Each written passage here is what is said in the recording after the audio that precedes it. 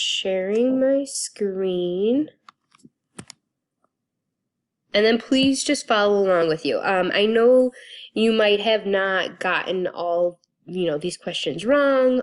Maybe you did some part right, but I just really want you to take time, look at your work, and then just be following along with me. So one of the biggest questions for this quiz was the way that it's set up. So the top half was all the expressions that you're using for numbers 1 through 6, and you just have to pay attention to what operation it's telling you to do and which letters to use. So I am literally going to be doing every single part of this quiz, just as if you were going to do it. So here, the first thing it tells us is that we are multiplying A times E. So A times E, well, what was A? A was x to the 5th times E was x to the 9th. So some of the confusion was you weren't, maybe you didn't see those up at the top, whatever the case may be. Whatever letter is telling you, all you do is you go back, up to, well, that's kind of hard to see, but you go and you look at which one of those letters it's telling you to do, you rewrite them, and now we just treat it like we've been doing. Remember that when we have like bases, that tells us that we add our exponents. So these numbers here is what we're going to add. All right, so our base doesn't change. I still have my x. But now I'm going to go ahead and add 5 plus 9. So that's going to give me x to the 14th power. Now, another reason why I wanted to show you this on Goformative is I love it when you guys show your work, because sometimes when you go here to type your answer in, so I type my x, to get that exponent, that's where some of you might get some points off, or you won't get that like instant feedback of if you got it right or wrong, because maybe you have the right work, but like the way you typed it in is going to mark it wrong. So please just make sure that you are very cautious of the way you're typing this in. To get an exponent, you're going to go ahead and click this button right here. So for me, it's in the second row. It looks like an X with like a little gray box. Once you click on that, it automatically bumps your cursor up to the top. You can just type in 14, and then don't forget to click the little blue check mark to move on. All right, so that was number 1. Multiplying tells us to add like bases. Number 2 is same thing, except for now I have 2 different equations, because now it's telling me I need to multiply with whatever B is times D. So B was y to the 1/3 power, and D was 9xy to the 4th, and I have to multiply. So remember, multiplying means you have to have the like letters. Well, there's no other coefficient, and there's no other x, so I'm actually going to go ahead and bring my 9 and my x down, because they don't have anything to combine with. Then I do see I have my y here and my y here. Since all of this is getting multiplied, it's the same property as before. Multiplying means we are going to add our exponents. So if I bring down my y, I have to go ahead and add 1/3 plus 4. All right, so 9x gets brought down. I still have my y. But now I need to add 1/3 plus 4. So if you use Desmos, I can bring that up here. If you do 1/3 plus 4, you get 13/3. So again, that button here changes between a decimal and a fraction. So that all together simplifies to be 13/3. That's not my final answer. That's just the answer for my exponent. And if you're wondering why you get that, well, 4 can be rewritten as, 12/3. And when you add that with your 1/3, that's how we end up with our 13.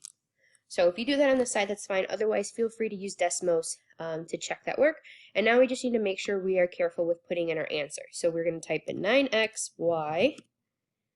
I have a little exponent there, so I need to go ahead and click on my little keyboard, click on this little button for my exponent, And then I also have a fraction. So I'm going to go ahead and click again. It's the second row. For me, it's like the 5th button. So it looks like an X, and then it has 2 gray boxes on top and bottom. When you click that, I'm going to type in 13 as my numerator, 3 in my denominator, and now I am good to go.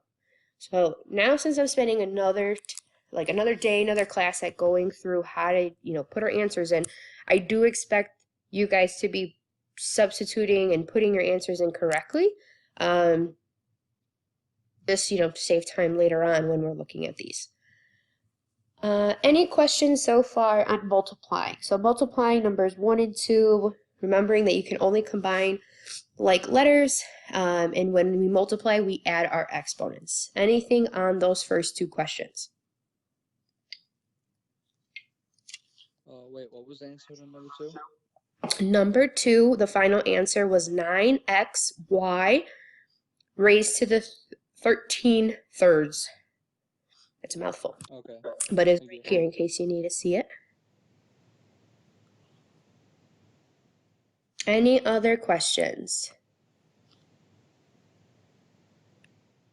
All right, let's go ahead and look at number 3. So number 3 is division, and it looks like we're dividing B and D.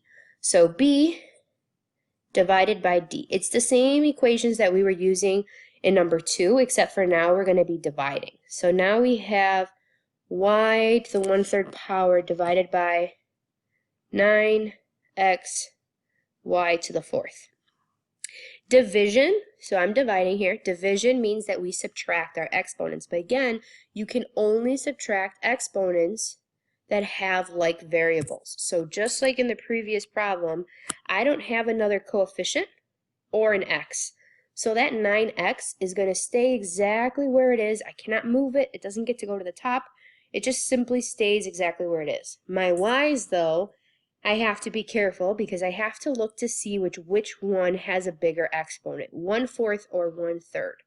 Now 4 is bigger than 1/3, so that means that my y is going to stay here in the denominator, and I have to subtract. The reason I'm subtracting is because I'm dividing. I'm doing the quotient rule.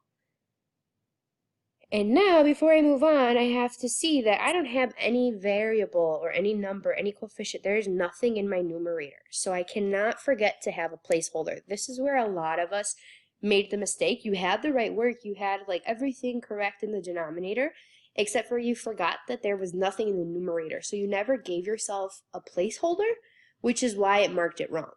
So here, if we finish off our problem, I still have 9x y. And now to simplify 4 minus 1/3, you can definitely go back to Desmos, type in 4 minus 1/3. Again, making sure I leave my answer as a fraction, and I do get 11 thirds. So going back here, just to give my final answer here, which is 11/3. And I go ahead and type my answer. So the whole answer is a fraction. So I click on my little keyboard, already start my fraction here. At the top, the only thing I have there is my 1. It's my little placeholder. There's nothing else up there.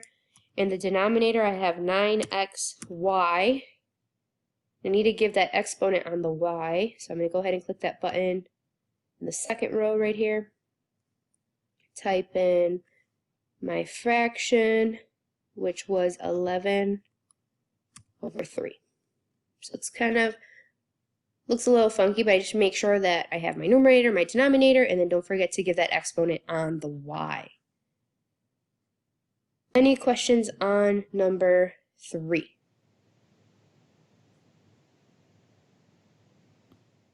Alright, so product rule, we add our exponents.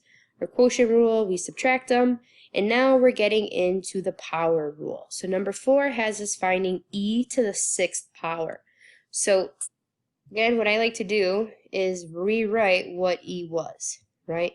So e was x to the 9th power, but that whole thing is still getting raised to the 6th. So again, all I did was I looked to see what e was in my little key here, and then that's the only part that I replaced.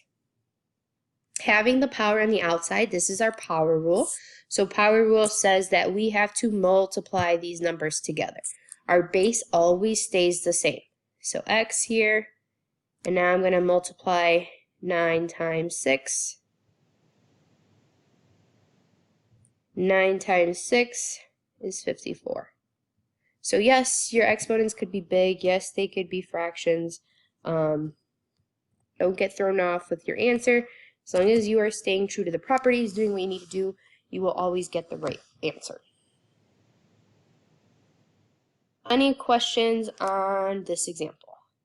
So again, we're starting our power rule. Just means that we multiply our exponents.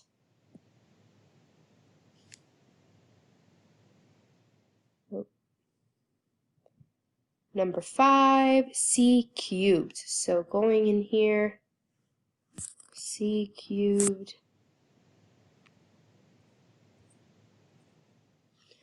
And what was c? C was 3x squared. So 3x squared all raised to the third power.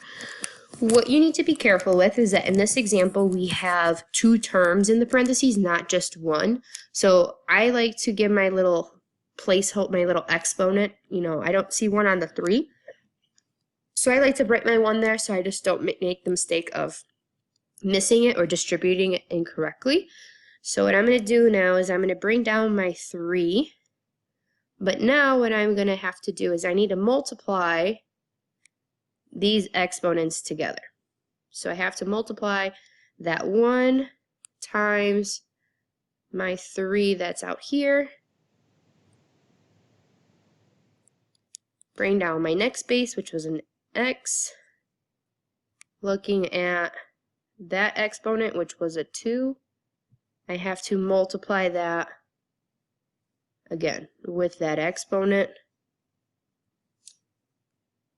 I don't know if the colors helps you, but multiplying those out, and now we're going to simplify. So my base doesn't change just yet. 1 times 3 is 3. Bring down my x. 2 times 3 is 6. But I'm not done. So if you need to put a little star on, this question, because you always need to simplify. This right here needs to get simplified. So if you go back to your calculator, you can most definitely use it to help you out. You're going to type in your 3. You're going to click that little exponent button, so that little like AB over here. And then you're going to type in 3. Oops. All right, so that equals 27. Again, what you're doing is the exponent tells you how many times to multiply the base. So 3 times 3 times 3. So this whole from, our new coefficient now is going to be 27. X to the 6 does not change. So please make sure that you always simplify the bases that you do know, so that you can definitely get the right answer. So in here, simply just write 27x raised to the 6th, and you are good to go. Any questions on this example before I move on? And I'm sorry, I'm still trying to get better, so I know my voice is a little bit off and scratchy still, so please let me know if you need anything. Alright, next one, d to the 2nd power. So d to the 2nd power, I don't know what d was. What was d? D was 9xy to the 4th. 9xy to the 4th, all being squared. So same as last problem, I just have more than 2 terms now, right? I have 3. But it's the same steps over and over again. I need to distribute that exponent on the outside. So I'm just going to go ahead and give my little placeholders there on my 9 and my x so that I remember that I'm not multiplying my 2 with the 9, or I'm not multiplying the 2 with the x. You can only multiply with the exponents. So bringing these down now, I'm going to kind of scoot this over because it looks like it's going to be a little bit longer. I'm going to have 1 times my 2 here, right? This is where I'm distributing that in. Bring down my next base. 1 times That 2, again, the power on the outside tells us we need to multiply. And my last variable there is my y. That has a 4 already, right? So distribute that in. Still going to multiply that by times 2 and simplify. 9, 1 times 2 is 2. Bring down my x. 1 times 2 is 2. Bring down my y. 4 times 2 is 8. Now the other thing I did see, maybe not so many kids in this class, but you also just be very careful when you're typing in your answer, because sometimes you guys did the right work, but for some reason you wrote like the wrong exponent, even though in the work you had it right. So just always make sure you check. This way you know for sure that you're not going to get any points off. Just like before, we need to remember that we need to simplify this term. So 9 squared, it means 9 times 9. If you need to use the calculator, you can. That's just all going to simplify to 81. Don't forget my x squared, and don't forget my y to the 8th power. Alright, so typing that in, 81x squared. The other thing is when you have more than one term that gets an exponent, I don't know if you can see over here, but like you see how like my cursor is in the exponent? I have to make sure that when I'm done typing that exponent of a 2, I have to tab over to the right so that I'm no longer in the exponent. So I don't know if you can see that, but like I'm all in the exponent, and then when I tab to the right, I'm like back down with the bases. So now I can go ahead and finish off and type y to the 8th power, if it would allow me to. So let me type in my exponent again. There we go. So the 8th power. All right, any questions on this example? So it's still using the power rule, except for now we have more than one variable in parentheses. Anything so far on these properties? I think that was the last example yet for 1 through 6. So dealing with all those properties, hopefully you let me know if you guys need help. The last 4 is going back and forth between exponential and radical. So what we need to, radical, yeah, radical and exponential, that's what I mean. Looking at this example, it gives us, let's see, what does that say? N to the 3/4 power. So n to the 3/4 power is in rational form, and I need to convert this to become something in radical form. So anytime that you have to do this, you can only rewrite things that have a fractional exponent. So you look at this, 3/4 is definitely a fraction. So that's how I know I can go ahead and rewrite my n to be in a radical. So the n just gets put into like my little radical sign, that little housey thing. And then I just pay attention to what's in my numerator and what's in my denominator. So this numerator here is a 3. That's our exponent. So I'm going to go ahead and place that here. You can also, because I have my one term, if you like to put your 3 out here, if it would let me type. Sorry. You could put it there as well. Some people also keep this in parentheses and put the 3. It is completely up to you. You want to keep parentheses, just you're like, I really don't want to get this marked off. Keep that n in parentheses, and you can just keep your 3 there under the radical.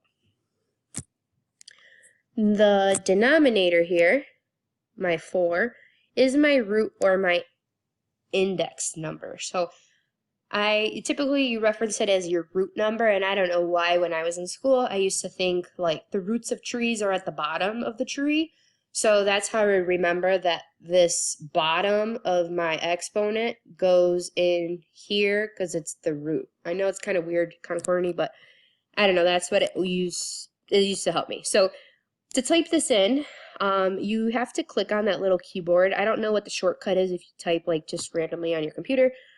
So using the shortcut, it's this button all the way in the bottom right corner. So if you click on that, you can already see that you have your little radical, and I have to go ahead and type in my root. So I had to type in a 4, then I kind of tab over to the right, type in my n, and then my exponent button, which is right there, type in 3.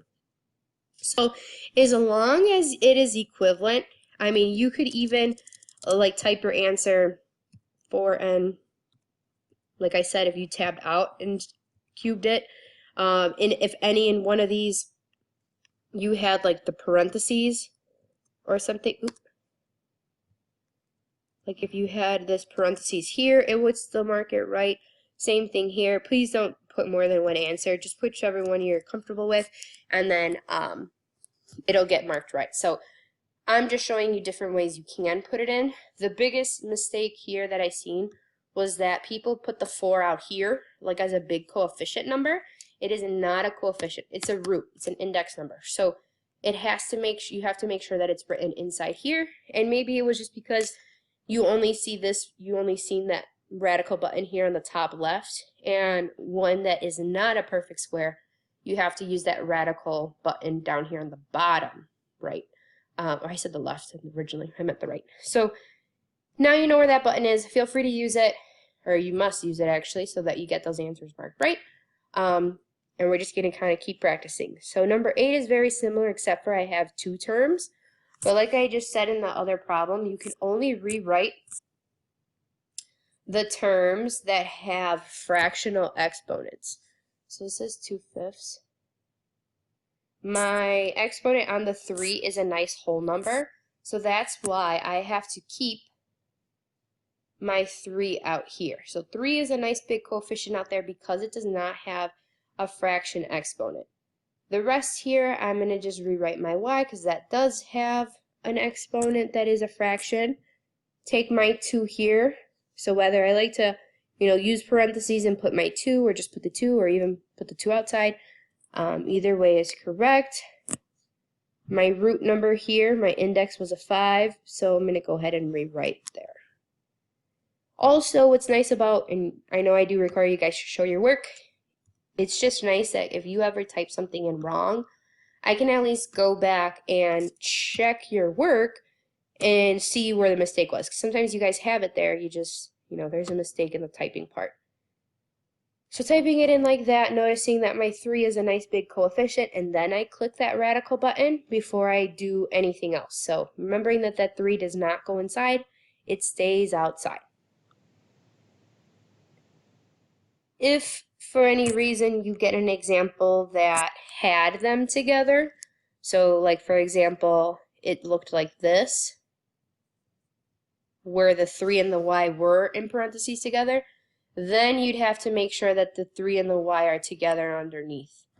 And then you could type in, your 5/2 and stuff like that. But since our 3 and our y were not in parentheses, you do not need to do that because the 3 is its own thing. It's not being attached to the y. The last 2 examples is just going in the opposite direction. So now we have our radical here, and we are trying to go in the opposite direction. So we want to get it out of radical form and into exponential. What's nice is that our base always stays the same, that a is not going to be any different. We talked about this, that our exponent is always the top of our fraction, and our little root or index number is always the denominator. So over here, you just simply type in a raised to the 7/8 power, and you are good to go. As long as you remember, it's kind of a lot of memorizing of just where to put the numbers, but once you got it, it should be fairly easy. Number 10, last one here, looks like the square root of 2x to the 5th power. I know the 2 is there, but you typically would not see that little root number of a 2. So in case you don't see it, please just remember that it is a 2. So if you don't see a number here in that root index part, it's just an imaginary 2. Now that we have these parentheses together, I have to keep my 2x together. I cannot split it up. My exponent here is my numerator. My root index number, which was a 2, is going to be my denominator. and I am good to go. If you'd like to distribute it because you know the power rule and you don't like that exponent on the outside, you can definitely distribute it in, remembering that each of these have their own exponent of a 1. So when you use that power rule, you end up with 5/2 times that exponent of a 1, still 5/2, bring your x down, 5/2 times the exponent of 1 is still 5/2. I would take either answer here. If you leave it like this, completely okay, you'll get it marked right, and that's fine. It does not ask you to use the power rule, but I know some people did try to simplify it and they got that answer, which is also going to get marked correct. So whichever way you do it, obviously as long as it's equivalent, you are okay and it will not get marked wrong. So typing that in, the exponents are important as well as the parentheses here. So you have to make sure that you use parentheses, or like I said, if you do it separately, 2 to the 5/2, x to the 5/2, that's all right too. So either way is acceptable. It would get marked right.